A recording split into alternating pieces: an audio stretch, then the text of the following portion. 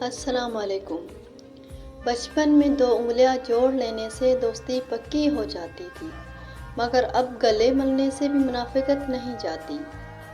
اپنوں کو جب کسی بات کا احساس دلانے کی نوبت آ جائے تو وہ اپنے نہیں رہتے۔ جب لوگ آپ کا مقابلہ نہیں کر سکتے ہیں، پھر وہ آپ سے نفرت کرنے لگ جاتے ہیں۔ پہلے خون کے رشتے ہوتے تھے، اب رشتوں کا خون ہوتا ہے۔ اچھائی پھیلانی پڑتی ہے، برائی خود ہی پھیل جاتی ہے۔ لوگ ہماری زندگی کے ایک صفحہ پڑھ کر پوری کتاب خود ہی لکھ لیتے ہیں۔ معاف ہر بار کرو، مگر اعتبار ایک بار کرو۔ زندگی میں ہر موقع سے فائدہ اٹھاؤ، لیکن کسی کے بھروسے اور جذبات کا نہیں۔ تمیز اور ضمیر جس انسان میں ہو، اس جیسا خوبصورت انسان کوئی نہیں۔ حسد کا کوئی فائدہ نہیں، بلندیاں خدا کی ذات دیتی ہے۔ حالات اور وقت کی تبدیلیوں سے بدلنے والے تعلق سے بہتر ہے کہ انسان تنہا رہے۔ اچھا وقت انہی کا ہوتا ہے جو کسی کا برا نہیں سوچتے۔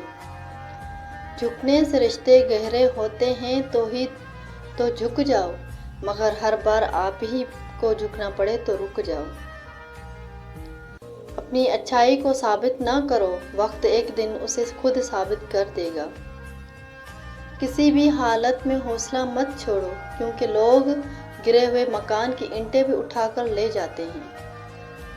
اپنے وہ نہیں ہوتے جو تصویر میں ساتھ کھڑے ہوتے ہیں، اپنے وہ ہوتے ہیں جو تکلیف میں ساتھ کھڑے ہوتے ہیں۔ رشتے توڑنے نہیں چاہیے، لیکن جہاں قدر نہ ہو وہاں رشتے نبھائے بھی تو نہیں جا سکتے۔ رشتے وہی رہتے ہیں جو نہیں بدلتے، بس ان رشتوں کو نبھانے والے بدل جاتے ہیں۔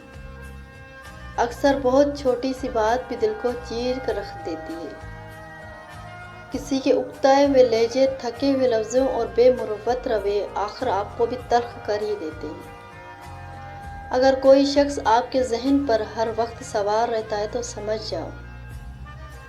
اگر کوئی شخص ہر وقت آپ کے ذہن پر سوار رہتا ہے تو یقیناً وہ ایک ایسا شخص جس کی توجہ آپ کے لیے بہت ضروری ہے اور آپ جنون کے حد تک اسے چاہتے ہیں۔